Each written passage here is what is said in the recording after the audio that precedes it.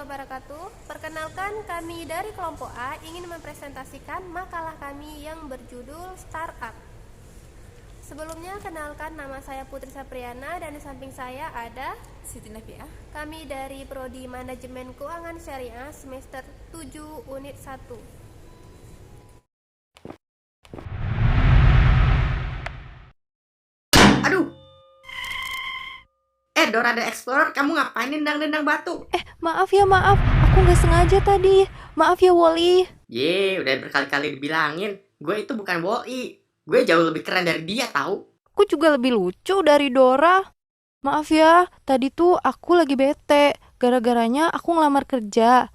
Tapi ditolak terus. Bikin startup aja lah, lebih seru tahu? Startup. Istilah startup sudah tidak asing lagi di telinga kita. Namun, apa sebenarnya pengertian startup? Istilah apa saja yang ada di startup? Dapatkah Anda membuat startup dengan pertumbuhan tinggi dengan menggabungkan sekelompok usaha kecil atau apa yang oleh sebagian orang disebut bisnis lokal? Mereka yang memiliki basis pelanggan yang terbatas secara geografis. Menurut buku yang dikemukakan oleh Rajat, mencoba melakukan hal itu dengan startup ketiganya, menggabungkan sejumlah bisnis lokal. Rajat adalah salah satu pendiri perusahaan bernama Interlian yang berfokus pada akuisisi dan integrasi perusahaan hosting web kecil. Dalam 3 tahunnya, Interlian mengakuisisi lebih dari 30 jenis perusahaan ini dan mencoba menggabungkannya menjadi satu startup dengan pertumbuhan tinggi dan scalable. Meskipun sebagian besar perusahaan yang kami akuisisi bukanlah perusahaan rintisan itu sendiri, tujuan kami ialah menanamkan etos perusahaan rintisan ke dalam diri mereka dan tim mereka sehingga kami dapat membuat salah satu perusahaan web hosting terbesar di dunia. Ini menurut dari si Rajat, perusahaan Interlian. Dalam sebuah artikel untuk Forbes, Neil Blumenthal, CEO founder dan CEO Warby Parker mengatakan, startup ialah perusahaan yang bekerja untuk memecahkan masalah di mana solusinya tidak jelas dan kesuksesannya tidak dijamin. Mari kita pecahkan definisi ini lebih jauh. Startup dapat diskalakan. Skalabilitas dalam sebuah startup mengacu pada kemampuannya untuk tumbuh, biasanya dengan kecepatan tinggi dan dalam jangka panjang dengan biaya tambahan yang minimal. Ini berarti perusahaan memiliki pasar atau peluang yang cukup besar di suatu pasar, kemampuan untuk dengan cepat berekspansi ke pasar itu, dan kemudian pada akhirnya menghasilkan keuntungan yang terus meningkat. Minimal skalabilitas berarti ada cukup banyak pelanggan di pasar sasaran yang dapat membeli dari startup itu sendiri, dan peluangnya cukup signifikan dengan setiap pelanggan untuk membangun bisnis yang besar dan berkembang. Bagaimana sih perkembangan startup di Indonesia? Bisa dibilang merupakan kabar baik ya. Mengapa? Bisnis ini bermunculan bahkan dalam setiap bulannya. Menurut Daily Social Net, sekarang ini terdapat setidaknya 1.500 perusahaan startup lokal yang ada di Indonesia. Hal ini dapat terjadi karena adanya peningkatan pesat dalam potensi penggunaan internet oleh pengguna. Dengan demikian, sarana ini menjadi sebuah lahan untuk mendirikan sebuah startup. Saat ini diperkirakan pengguna internet di Indonesia telah mencapai 70 juta orang dan nilai ini terus meningkat.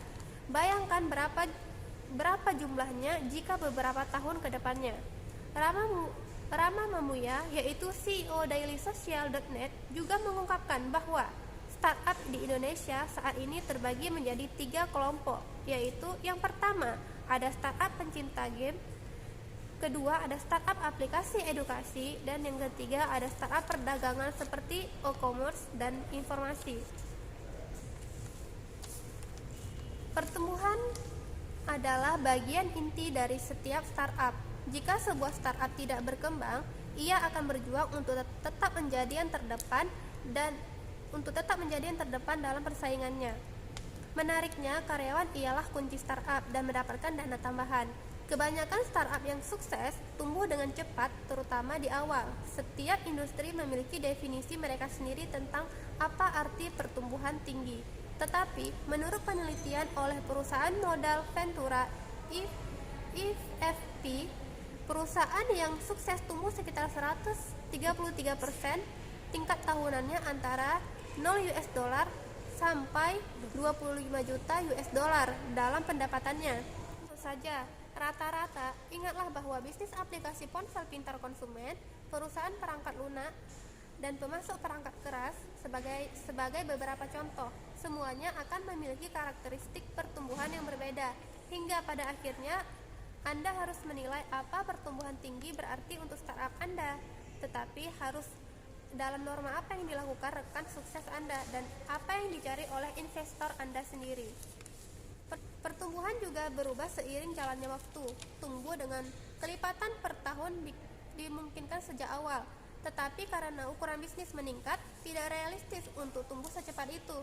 Menurut penelitian AFP yang disebutkan sebelumnya, tingkat pertumbuhan turun pada tahap selanjutnya.